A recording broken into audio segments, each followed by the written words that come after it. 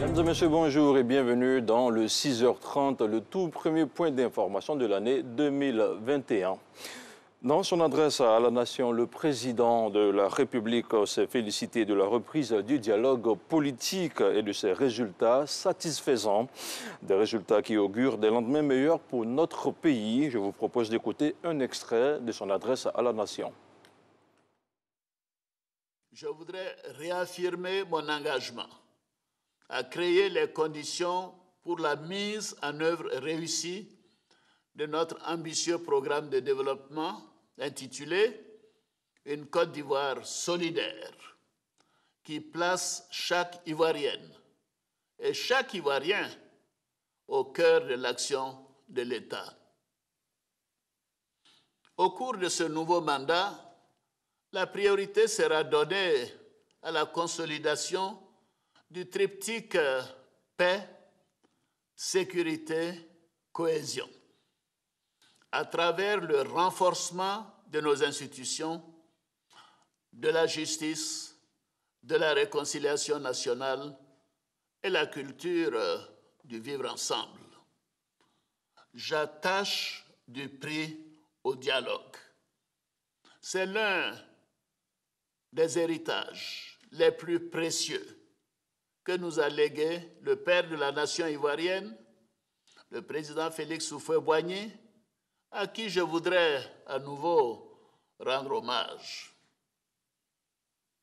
Afin de consolider la cohésion nationale et la réconciliation politique, j'ai nommé un jeune issu du PDCI-RDA comme ministre en charge de la réconciliation nationale.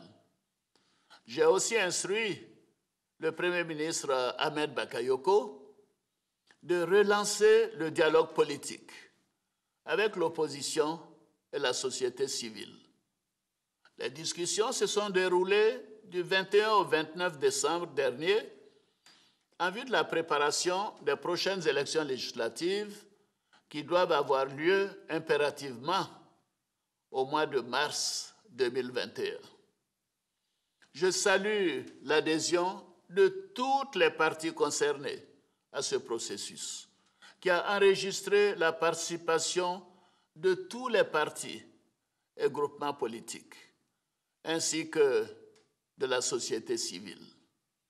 Je me félicite de la qualité de ce dialogue inclusif et des points de convergence qui sont dégagés, notamment en ce qui concerne la composition et le bureau des commissions électorales locales, ainsi que les recommandations pour l'apaisement de l'environnement politique. Je note la décision de mettre fin au mot d'ordre des désobéissances civiles, annulant ainsi le CNT et le boycott actif. Je me réjouis de la mise en liberté sous contrôle judiciaire de certains inculpés détenus à titre préventif dans le cadre des procédures judiciaires ouvertes pour complot et atteinte à l'autorité de l'État commis à l'occasion de l'élection présidentielle du 31 octobre 2020. J'ai procédé également à la signature d'un décret accordant une grâce collective à environ 2000 de nos concitoyens condamnés pour des infractions mineures. Mes chers compatriotes, je suis confiant qu'avec l'implication de tous, ce grand chantier de la réconciliation sera conduit avec succès. Pour ma part, je ne ménagerai aucun effort pour garantir la paix et la stabilité à nos concitoyens.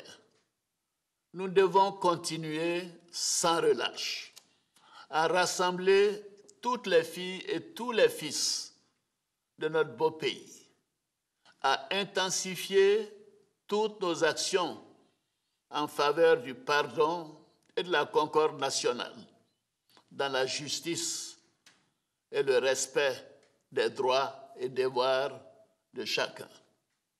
Nous devons poursuivre nos efforts en matière de réforme et de gestion pour que la dynamique économique et sociale entamée puisse avoir plus d'impact sur le quotidien de nos concitoyens. Dans ce contexte, je veillerai au renforcement de la lutte contre la corruption et à la consolidation de la bonne gouvernance. Nous devons également accroître l'efficacité de l'administration dans l'exécution des programmes et des projets afin que la richesse nationale profite équitablement à toutes les populations de notre pays. Dans l'actualité hors de chez nous, au Mali, une information judiciaire a été ouverte à l'encontre de l'ancien Premier ministre Boubou Cissé et plusieurs autres personnes par le procureur de Bamako dans l'affaire d'atteinte à la sûreté de l'État. Plusieurs figures de la société malienne avaient été arrêtées le 21 décembre dernier pour des soupçons de complot en vue de fomenter un coup d'État. Et l'ancien Premier ministre malien serait introuvable selon le procureur. Voilà, c'est tout pour ce tout premier point d'information de l'année 2021 au cœur de Matin Bonheur. Bonne année à tous et que Dieu vous bénisse.